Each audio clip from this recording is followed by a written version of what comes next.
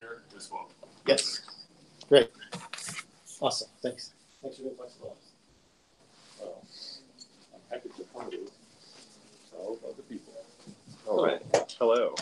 I'm getting your live stream set up, and I think it is set up. Well, except it now has the wrong session title. One moment. This is self-hosting.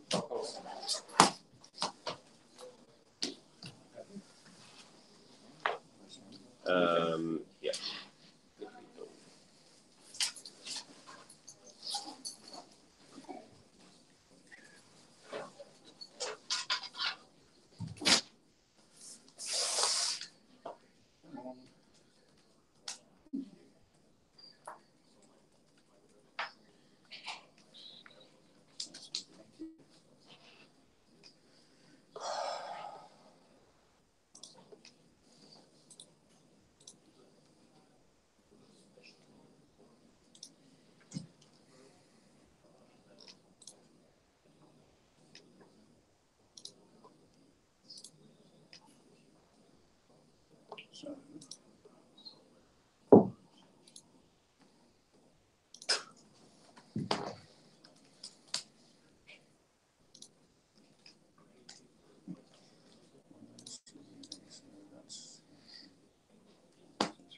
Okay, confirmed. The stream is working.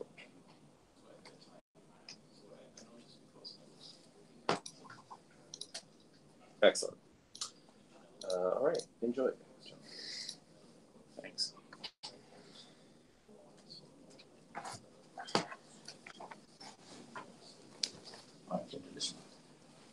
Sure. I was going to ask the people who would join what is it that they want to host, self-host. But I mean, most people have a bunch of things at this point. Right, just to have some fun. I already self-host. I have everything running. I want to steal some tips and tricks and find out other things. I'll pick up other ideas. Yeah. So I run on I have a PC Engines micro PC and running OpenBSD, Apache, and then run everything through that. So it's low level stuff. I don't do anything high level. Yeah. But I'm here to learn to pick up how I can hook my stuff, or work out, understand the principles, and then put my website and so on into IndieWeb and so on. So mostly here I see it from a learning perspective, but in terms of self-hosting, I guess I'm part of the way there already. I'm there. So I just want an idea, pick up ideas and that kind of thing, how I can improve what I'm doing. It seems like there's not many people interested in it.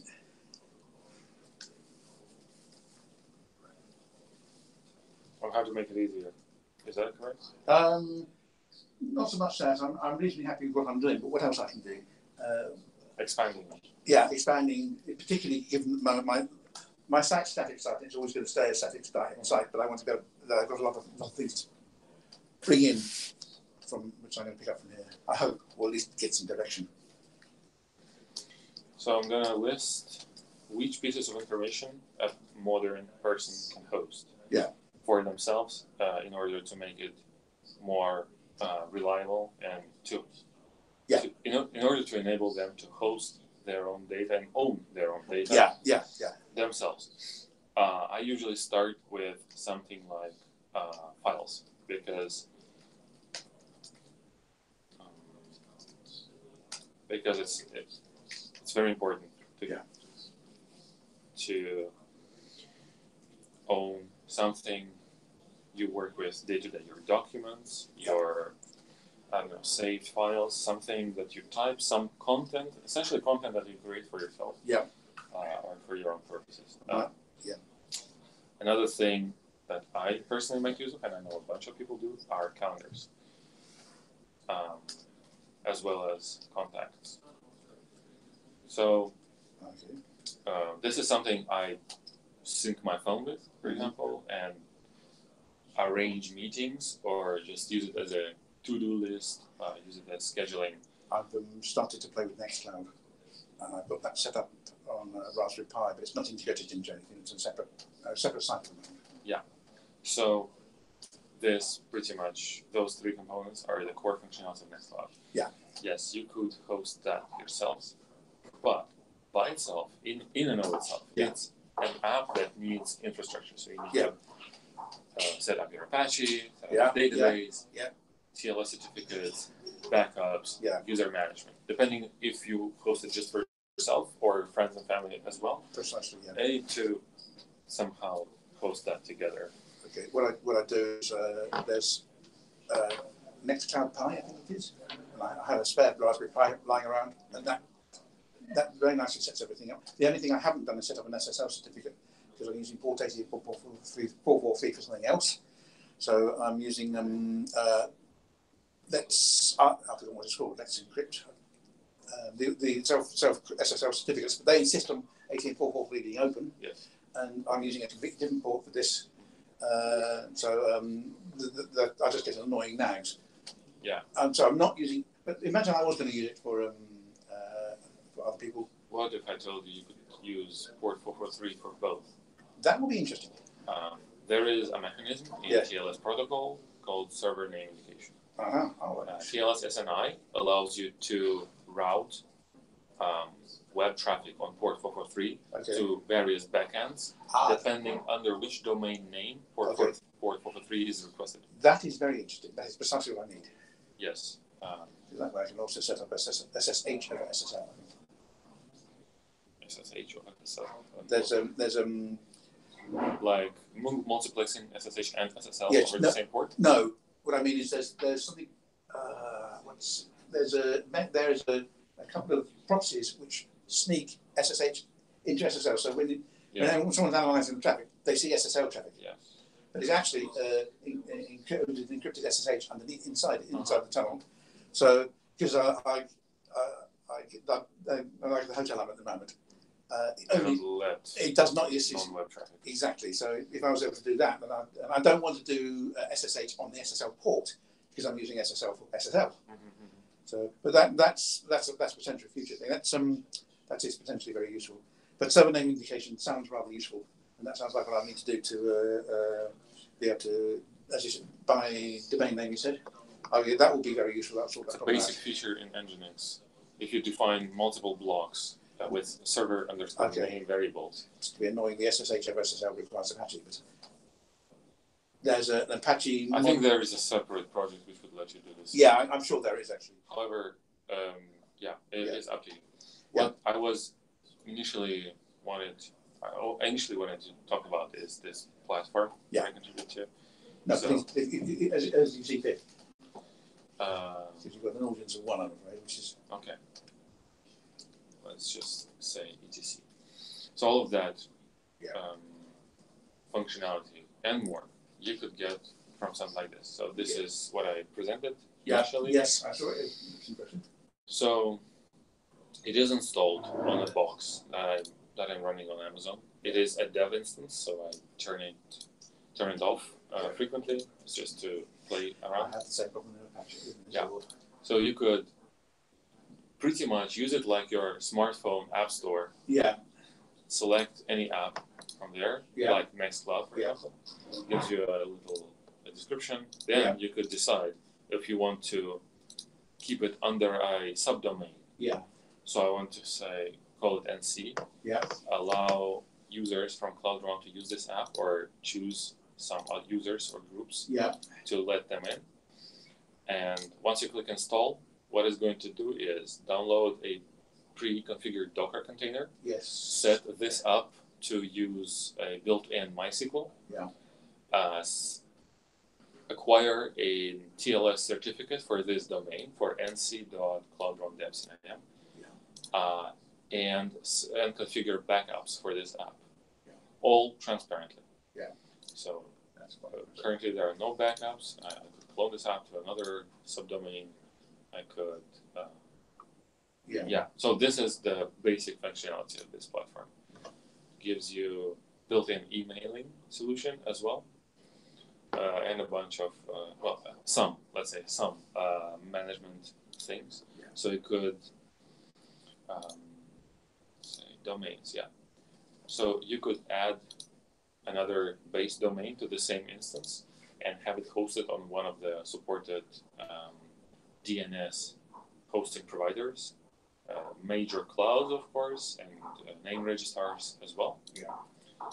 So that your app is then accessible under it's installing. Could check the logs in the meantime. So it's a nice. Okay, we're still configuring this app. You could drop all the way into this Docker container SSH. Check what's going on there. So on cloud is still installing against the Postgres database. Yeah, but all the apps are packaged as Docker containers. Yeah. And you could assign memory constraints to them, have the app communicate as a certain mail address on your host, or configurations could enable disable backups for it. Okay, so it is now running. Yeah. And of course the default admin credentials are still there. But this is an admin account, so those are default admin credentials. If I open the app, I could use my existing user that is already here, that I have registered as initially, and it's going to log me into this app and give me so just like that. I have a fully working Nextcloud installation. It is pre-configured with basic apps, but if I want to, I could log in as admin user, and that's the password. Yeah, I could log in as admin user and do the administration settings. Yeah. And all of the goodies are in there. I think apps is where you install apps. Yeah. So could enable. Where's the comments? No, mention no. Maybe somewhere in social communication. Contacts, yeah, enable. There's JavaScript XMPP, which is nice. Although it doesn't include the Java host. Yeah. But anyway, so there is contacts. I think we'll start using it. So it's completely functional, backed up, TLS encrypted under a subdomain. And all around, like in a couple of clicks, you're able to achieve that. You could run a VPN if you wish, which is extremely useful, I think. And there's no, so on the market today, there's no good solution to manage users on an open VPN server unless you're willing to drop all the way to shell and like configure users there. So there's an RSS reader, there's a bookmarking application, there is an online office solution which is integrated with Nextcloud. Yeah. So quite a few useful things. So how to install that is actually pretty simple. If you have, all you need to do is basically create a VPS, a virtual private server on one of the providers, or even use your own hardware. As long as you make sure it has a publicly facing white IP address, proper IP address, and then just execute these 3 lines on your machine. That's it. So it's downloading the script, the installer script, changing one of it to executable, and then just run the script. It's going to assume you have a clean installation of Ubuntu 16.04. Okay. And it's only available on x86 64 on AMD 64 architecture. Yeah. So those are 2 constraints. Other than that, it's going to assume you have a clean box. Yeah. And it's going to overtake that control. So if you wish, you could of course try to run something side by side, but it's best if your box is only for that. Yeah. So only for that platform. So that's why it's best if you have one of those virtual private servers from one of the providers, either Amazon, Azure, Google, or Hetzner, or Scaleway. They have quite good competing offers. So yeah, that's it. Really, once you execute those commands, it does take a while and includes a server reboot. Of course. But once it does, and you configure it to have access to your DNS hosting, so that you can create subdomains and use the DNS to validate the TLS certificates. Okay. Once that's happening, you're just using this web UI. You don't need to drop the shell ever. Yeah. Essentially. One silly question, which is, so I've had some bad experiences. How much maintenance does it require? Is it just regularly run it for patching, security patching, that kind of thing? It enables unattended upgrades. It's unintended. Is important? Not unintended. Unattended. It's important. Unintended is a risk. Yeah, pretty much. Well, unattended upgrades doesn't. It basically only does security fixes, as far as I know. The important point there is that stable. Unattended should deal with the urgent, but the urgent should deal with security fixes and that kind of thing. So that I ran Drupal for one and got so hacked off with currently having to do all the maintenance myself, because this is before they introduced unattended. That's that. I ended up going back to plain static, and I got so fed up with it, spending all my time doing maintenance rather than actually building the site. Yeah, but that's for something. Okay, now that looks extremely powerful and rather interesting. And I will. So I could go over how to package things for it quickly. Yeah, okay, yeah, please do. Are you familiar with Docker? I've not used it heavily, but I know exactly what it is. I use So you do know it? I know what Docker is. I use VMs in various things. The only reason I've actually used Docker itself was. Sorry, yes, I know what it is. Okay, so the only difference is every app for CloudRun is a Docker container, which is pre-built, and the only thing extra you need to have is write this sort of JSON so that it has a human readable title for the App Store, an ID, version, health checking information, although that could be built into Docker itself.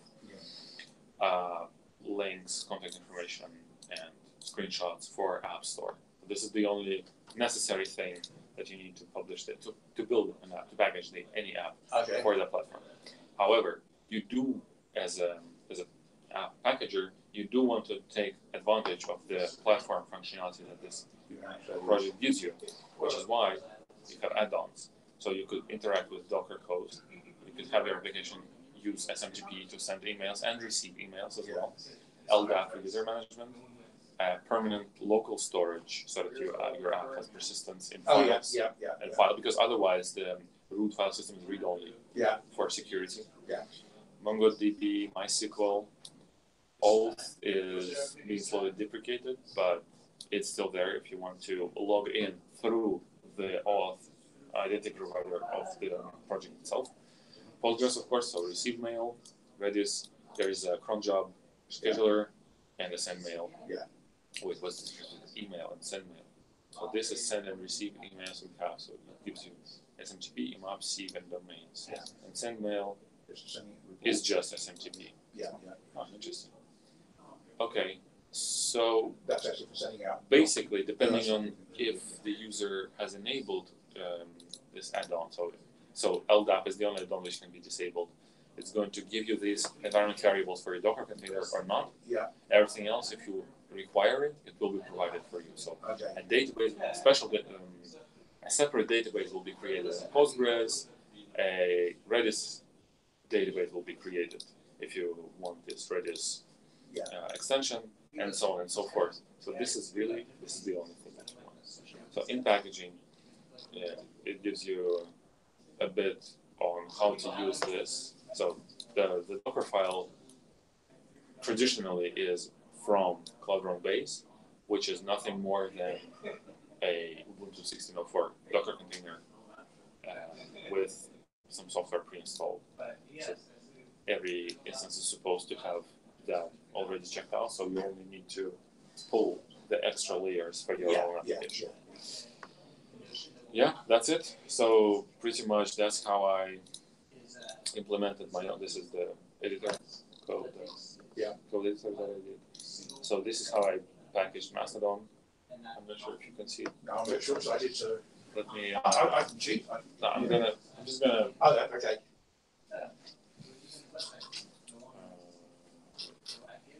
This is the wrong. This is the wrong. This is the right. So yeah, we are from the base. The code is going to live in that directory, and then we just so Mastodon is kind of a tricky one to package. It requires both Node.js and Ruby on Rails, and Nginx to proxy that, but to fuse them together in a single port, in a single web port. I should be certain. Yeah. So yeah, just install Node and Ruby together with the libs. The Mastodon requires us to install reconfigure Nginx because varlib is a read-only file system. So we have to symlink var and run run is a temp file system, and var is a read-only. So we have to symlink varlog and varlib Nginx into run Nginx. Yeah. So then I check out the Mastodon source code. There are some patches that need to be applied in order to make it unencrypted LDAP connection possible. So that's why there are those two lines, which is basically reconfiguring Mastodon to always use unencrypted LDAP. Install dependencies, precompile assets, symlink writable paths, and then just do some environment variables, templating, basically database connection, Redis connection, SNGB, LDAP connections for that app to start up. Nginx is a completely copy-pasted configuration from Mastodon, the upstream. There's basically nothing that's changed there. And then in start stage, the only thing we do is template the config into environment variables for the app to start up. If it's the first time we're launching it, we're going to change ownership of where your app is uploading its asset to the populate database, generate secrets from random strings, and then just run the app server, run the streaming server, run the background thread to process tasks, wait until that starts up, and launch Nginx in the foreground. So pretty slim. After that, the app starts up, and once the health check is passing, it's going to enter running state, and you click on it. I think I didn't give it enough RAM, so it's a bit slow to start up. How much RAM does Carbon need for what you might call normal installation on the underlying hardware? Let's see. There's I'm not sure. I think so. We're at 720 megabytes of used RAM, 735, out of which Ruby takes a lot. So see this here, 240 megs is Mastodon. Because it needs both Ruby and that's memory hungry. And Nextcloud is at 36 megabytes. So basically 10 gigs of disk usage is while we have two apps and the platform itself. So I think we have 236, which makes 300 megs, and we have 400, so 130, I think. Let me see. For that scenario. Let me do. This is my dev setup. I have the Vagrant, which is creating an Amazon server. Oh right, yeah. So if you do top, I'm going to see that memory-wise. So Puma and Sidekick are Mastodon. Node.js is also this Node.js instance is the app itself, is the Cloud Run server. Yeah. That takes 53 meg of RAM and a gig cache.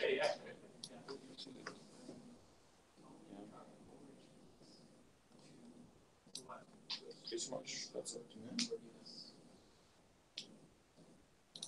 Sure. So it makes an HTTPS request. It's proxy service. What's your background? I'm a software developer. What kind of background are you interested in? No, I'm just being nosy because that's okay. Just being nosy. Yeah. Okay. That looks interesting. Sorry, I tend to be the kind of person who works out the questions they want to ask about a day later, which is very useful in the middle of a meeting. I'm the same. I know what you're talking about. Yeah. Yeah, I think I just got tired of having to trust with my data to random to commercial third-party companies, which would be randomly killing products that I rely on. Absolutely.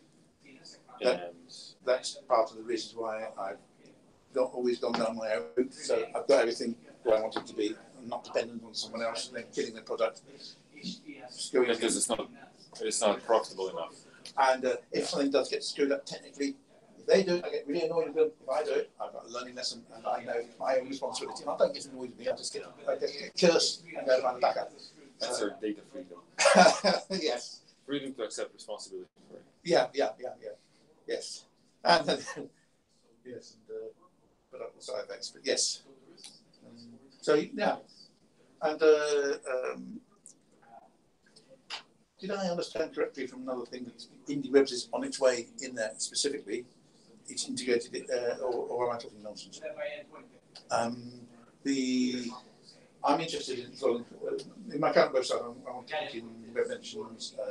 I'm interested in that social media thing going on in there. I guess I've got some thinking and working out to do.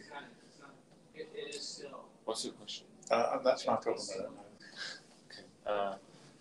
So what truth is, I'm not very knowledgeable about web mentions or core functionality. Yeah, nor am I. This is part of the reason I'm here to find out. But there's a lot of other things I'm picking up. I think I understand the technical idea of it and how it's supposed to work together. Yeah. I'm just not sure it will get the traction necessary to make it. I entirely believe what you're saying there. That makes good sense. The advantage, from my perspective, is that I see it not so much as a mega traction or rather than the commercial services being the centre of what I'm doing, and me having to go along and depend on them and have everything being separate and having the headaches there. Having my own stuff as being the centre and they're pull in and push out. So that when they go down and they bugger us out, they've got a few other links elsewhere, and I'm in control of my own data. Yeah. That's how I see IndieWebs. My stuff has always been effectively isolated for a long time because I've not seen another route. This is an option there. What you've actually given me is, as I said, I've been playing around with Nextcloud. I want to have this is actually said. What you've shown me is actually Nextcloud is a solution, but you've got something far more powerful that we need to look at. They only work. I think those three components need to work in what you call it, symbiosis. Yeah. Yes. You need to have a way to install an app and try it out without spending hours in console. Oh, absolutely. Without spending hours editing configs. Yeah, and absolutely. Currently, you can't because the app developers will need to have invented a way to do this for every app by itself. Then a platform like this needs the apps to acquire enough critical mass to make the platform viable. Yes. To let to have the users justify that, to have them hassle of installing it justified by the presence of so many apps that you can just one click install. Yes. And then the IndieWeb is crucial to that because as a user you have this silo where you have this data and the server and it's all very well working together, but you need to be able to connect to others' That's why people have started to use Facebooks and Twitters and whatnot. Yeah. Because they need the social part of it. Yeah. And the interoperability with platforms. And so this is why something like Mastodon, something like PubSub Hubbub, or WebSub that is currently called, something Web mentions, IndieAuth, is extremely important because this is your blood that makes the data flow across the web. Yeah. Otherwise, you either have to resort to a super old school like email only solutions, or give up to the centralized authorities. Who constantly screw around with things. Who do that? Yes, they make it extremely hard to break out of that silo. Yeah. And make it extremely appealing to give up and go with the flow. Yeah. And and I'm reacting badly to the way they control that flow too much. But that's something else. That's why I'm here. But okay, yeah. Thank you. Cloud Run, I think, solves a different problem, which is that I have. I need to look at it properly. I will. Well, I think the best way is to rent out a cheapo VPS or even an hourly server. I've got Azure both myself and through my work, so I'll play around with it on there. Oh, Azure. Yeah. That's good enough. Yeah, exactly. Gives you compute capacity. That's the only thing you need with this. Yeah. I'm not sure it supports Azure Object Storage in terms of backup. Let's see. So you could configure storage provider for your backups, and it doesn't seem to have Azure here. It has Amazon, DO, Exascale, Google. I'm trying to remember if Azure have implemented S3. Okay. Well, it has S3 compatible. So I think with Azure, the console, the fancy console, has not implemented a mechanism for effectively copying machines. You can do it from PowerShell. So effectively, you can do an indirect backup that way. That's that's beside the point. No, but at the playing level, and this is what I'm talking about Azure, it's playing with to find out if it works, whether it works for me, how I can use it, etc. Sure, that's fine. But you're right. Although what I tend to do with backup is, you're right. These are the things one has to look at and work out an appropriate solution. Yeah. I'm afraid my backup is also old school. I've got a large pile of hard disks in a couple of places. I have to mention though, it's not completely free forever. Okay. It has a bit of pricing, and for free you can have only 2 apps by default. Yeah. And but they are maintained apps, updated and security patched apps. Yes. So that's how they are making their business okay. This is actually not the first iteration of pricing. At some point they were experimenting around giving you updates. So if you would stop paying for this platform, they would stop shipping updates. And then they figured security is extremely important. Yes. So that's why they went and limited the number of apps you can run. What this actually says to me is this is the kind of thing if I point other people out the numbers. Yeah, but I say the numbers don't. Oh, yeah. It's all a quest, It's not easy in this world to work and develop something without funding. No, they haven't acquired any venture capital or something. They're just exploring the markets in some ways. Yeah. It's a small team behind this project. Yeah. Works good enough though. Are you part of that team? No. I'm sending patches. Like what I did, I contributed a backup driver for Google Cloud Storage. Okay. So this I did. Yeah. And they have accepted that as part of the platform. Yeah. But I'm not working on that on a daily basis. I just think it's a good solution, and not enough people are using that or even know about this. Yeah. and it just lifts so much headache in terms of certificates, backups, domains, that you never have to drop the console to just run your own apps. It's good. And that's why I'm pushing more apps into the App Store, knowing that I probably won't use that myself. Yeah. They have this chat solution that's going on, Slack-like. They have the photo gallery, the Git, and personal information management system. There's Monica. There's 2 newsreaders, both of which are similar. There's this blogging platform. There's save for later kind of thing. Yeah. There's data dashboards, another chat, another blog engine. Yeah. Synchronization software, which is kind of like Nextcloud, but different. I think it's more peer-to-peer sync thing. Yeah. And there's Kanban boards, there's Git hosting, there's project management and email clients.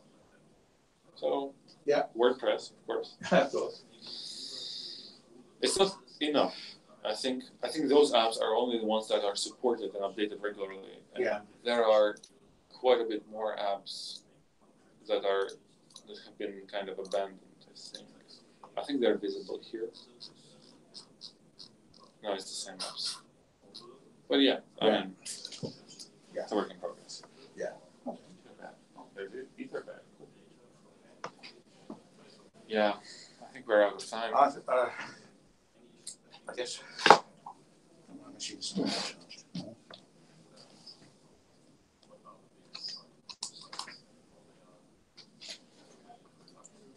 Well, thank you.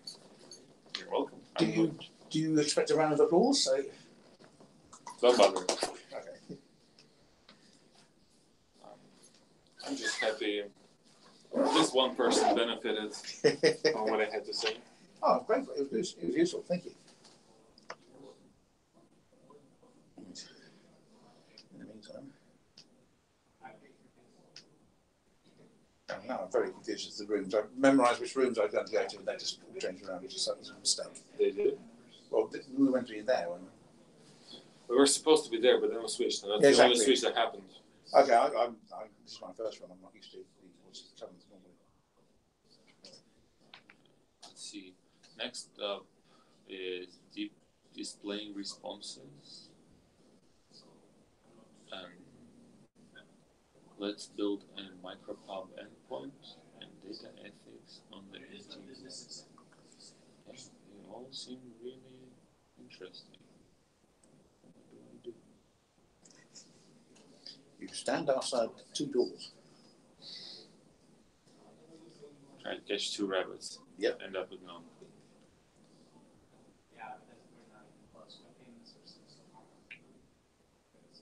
Okay, probably not that. What about this? Data ethics on the IndieWebCamp. What's this?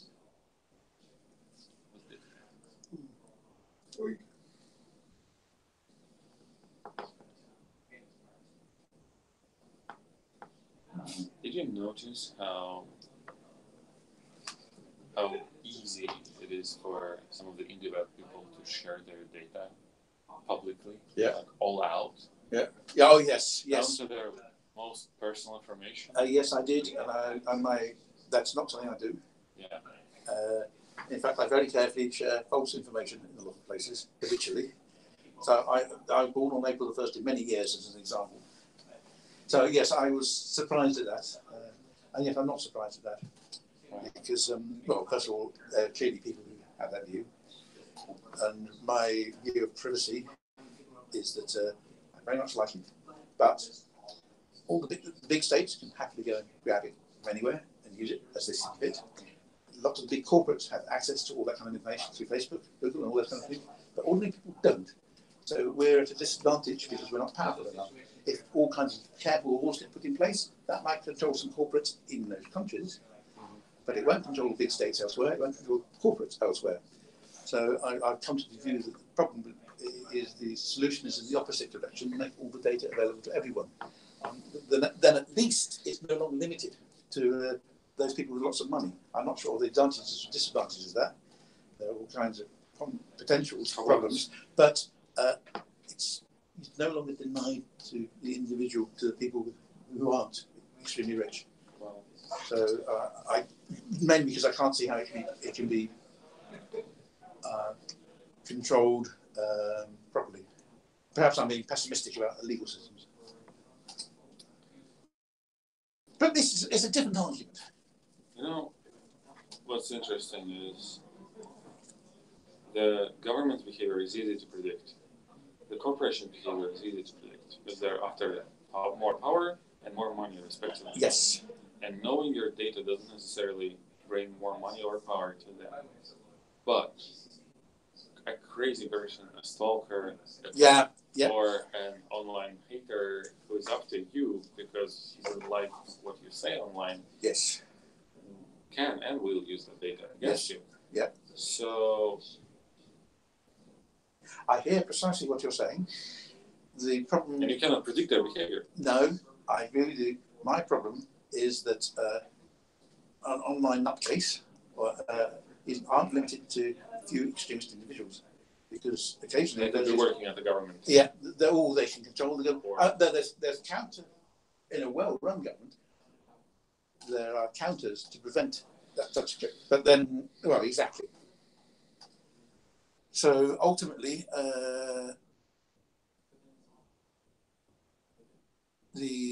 also, of course, at the moment, and it has happened, is that we have a crazy person who has a position of power, who's in a position, for example, in the UK, there was a policeman who was fairly crazy. No, that's something else. I don't think she's crazy. I think she's just got herself in a very difficult position and made it a bit worse.